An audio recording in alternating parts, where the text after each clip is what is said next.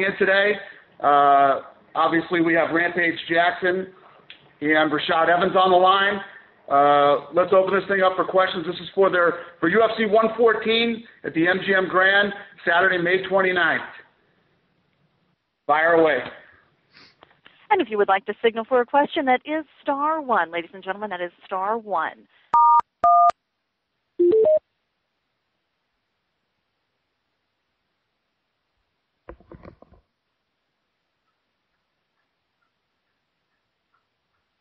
And we'll go first to Sergio Non, USA Today. Yeah, hi. Thanks for taking the time today. I have a question for Rampage. I saw an interview you did with Fighters Only magazine recently where you talked about how you were a little dissatisfied with UFC. And I was wondering if you could go into that a bit and sort of talk about what's making you unhappy these days. There's a lot of things that make me unhappy, you know what I'm saying? But I'm here to talk about my fight with Rashad. That's the only thing I'm focused on right now. All right. And a question for Dana. I don't know if you had a chance to see that interview. I was wondering what your reaction was when you saw that. Yeah, I saw it, and I knew that was going to be the first question today. Listen, Rampage is very opinionated. As far as I'm concerned, I feel we've been very fair with a lot of people. Me and my partners put a lot of hard work into this business and made a lot of people a lot of money. From what I hear about the A-Team movie, Rampage killed it. He did a great job, and he's probably going to become a big star after this movie. I want a piece of his second film. I want a piece of it. Are you going to get a piece of it? No, I'm kidding. Just wondering. All right. And a question for Rashad. Given that Rampage has been out for a little while, do you think you might have an edge just from having fought more recently? I would like to think so, but at the same time, I'm not going to go in there thinking that, he's going to be less than what he was before. I'm going to think I'm probably the best quick that ever fought. I'm sorry, can you say that again? I think you were breaking up a bit. Speak up a little, Rashad. Yeah. Speak up. Talk a little louder. I said that I'm not going to be underestimating him. I'm saying I think that, I think I'm probably going to be fighting the best quick that ever fought. All right, great. Appreciate it. Thanks, guys. And we'll go next to Franklin McNeil, ESPN.com. And my question is for Rampage.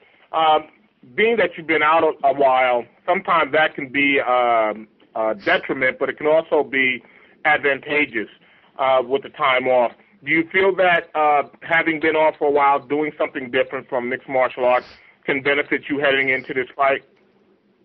First of all, why are you always using the big words like that? I don't know. You know me, man. I'm gonna use context clues here.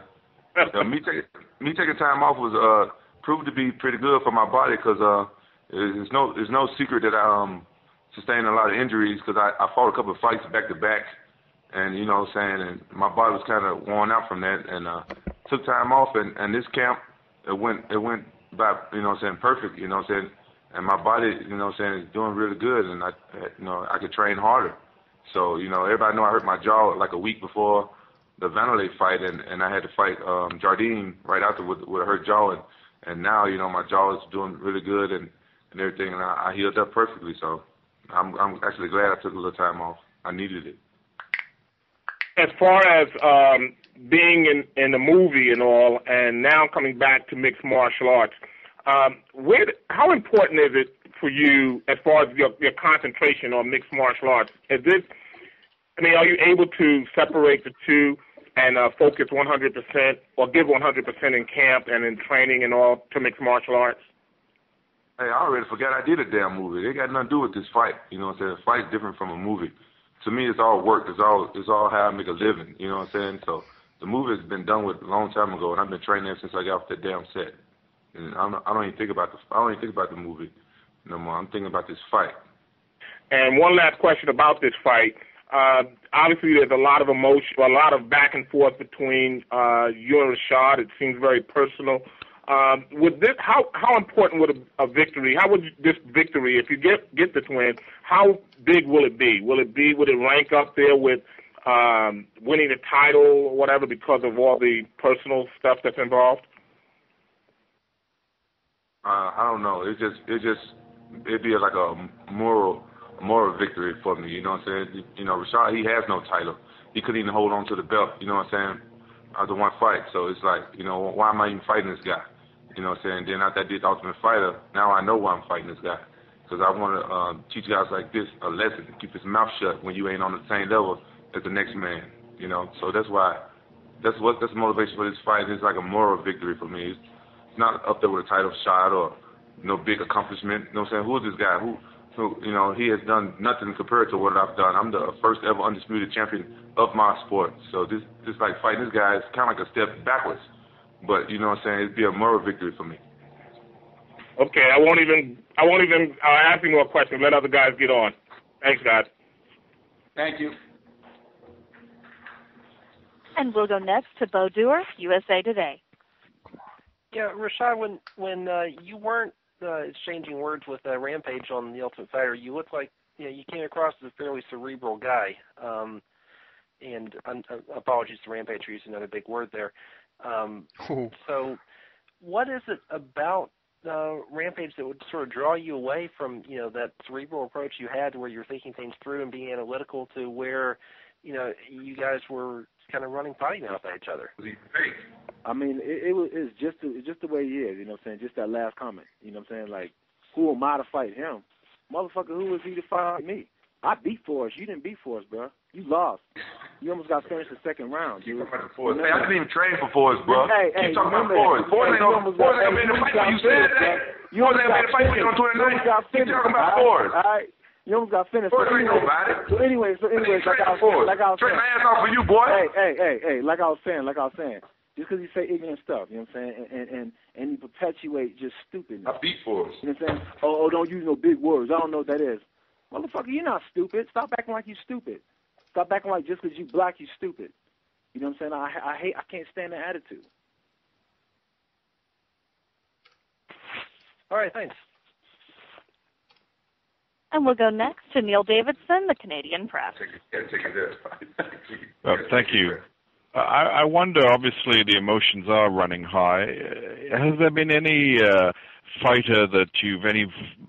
you've had before where you were so fired up about meeting this, or is this a new high when it comes to bad blood?